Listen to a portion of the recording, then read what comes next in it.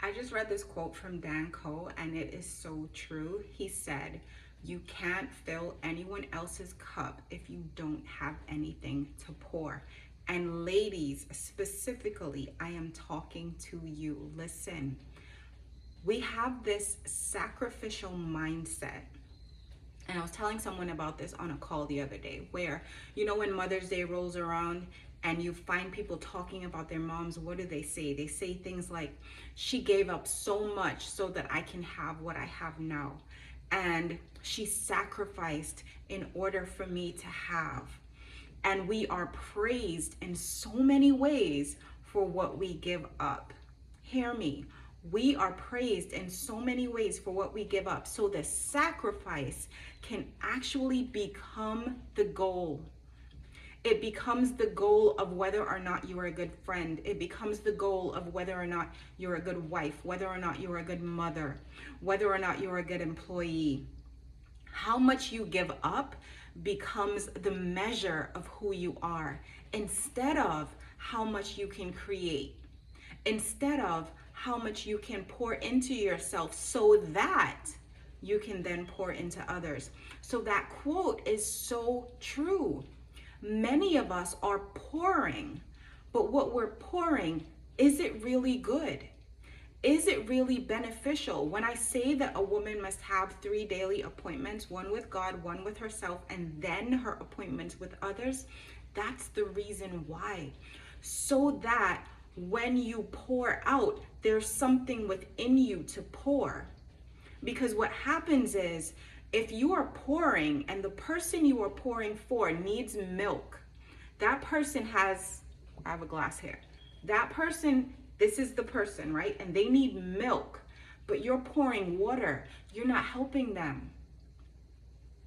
You're not helping them because what you're giving them, it's not even the nutrition that they need.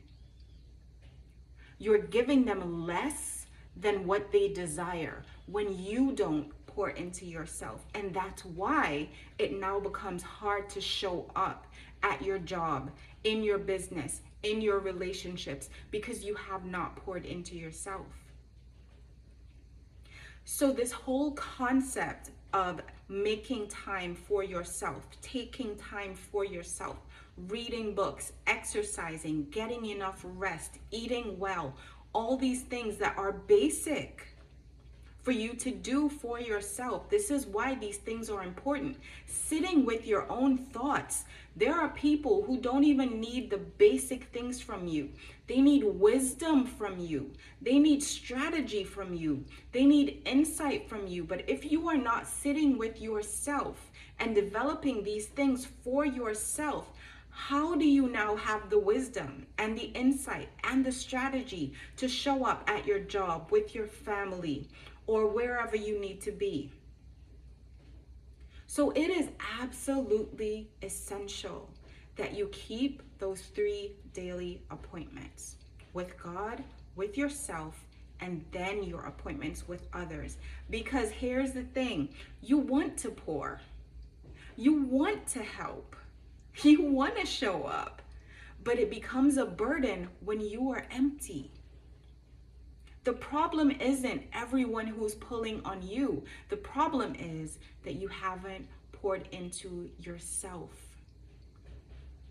So if you need help doing that, I have some resources below. The journaling sheets are amazing for you to spend time with yourself and process your own thoughts, your own emotions. If you want to take it further and schedule a call, there's a link where you can do that. But I really want to help you figure out the ways that for you, personally for you, because it looks different for everyone, what does it look like for you to be able to keep those 3 daily appointments so that you don't keep trying to pour from a place that is empty? I hope this helps. Blessings on your journey, and I will talk to you soon.